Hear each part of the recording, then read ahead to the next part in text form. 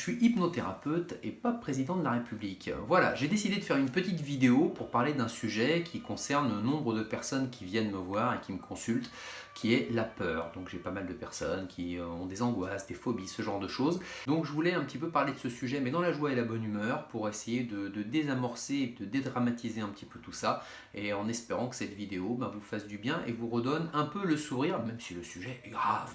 Voilà. Ah, aïe, aïe, aïe.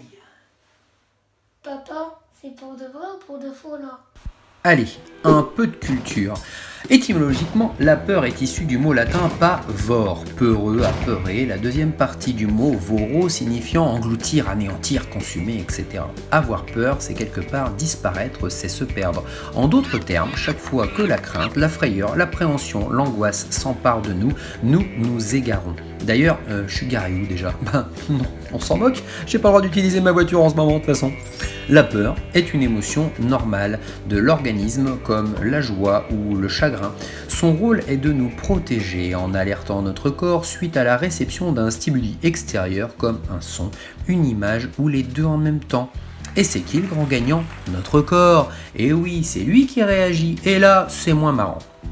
Palpitations cardiaques, sueur, main moite, bouffée de chaleur, tremblement, ragnagna, non pas ça, souffle court, bouche sèche, etc., etc. Après un choc émotionnel, il se passe de nombreuses choses en nous que nous gardons en mémoire le plus souvent quelque part à l'intérieur ou dans notre inconscient. Parfois même, certaines émotions se logent au niveau des chromosomes et de l'ADN. Oui, on hérite même des fois de nos ancêtres. Sans deck, il y a des trucs qui sont en nous et qui sont même pas à nous. Pouah, c'est dégueu, c'est comme dans Alien. Donc, sous le choc, notre équilibre est perturbé et nos émotions, telles la peur, est là pour nous le signaler. La peur a différents visages. Adolf, Kim Jong-un, Saddam, le diable, Dark Vador, le Joker, une belle-mère. Ça fait froid dans le dos. Faire peur au monde est un outil qui peut faire gagner une élection, vendre un produit ou de l'assurance. Les pros de la com savent utiliser le moindre frisson dans leur message et l'homme gère ses peurs avec difficulté. Ainsi, il se laisse guider plus facilement sans sourciller. Est-ce que tout va si mal? Est-ce que rien ne va bien?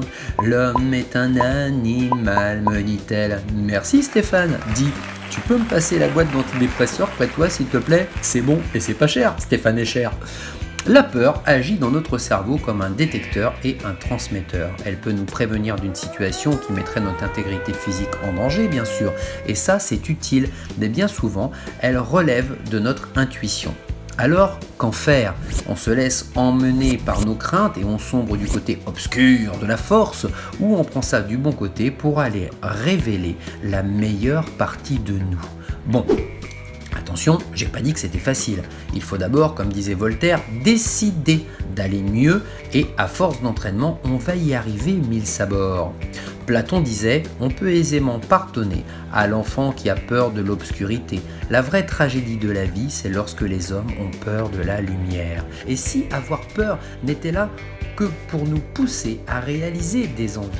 Méditons, méditons, méditons et changeons pour réaliser nos envies dans le monde de la vie.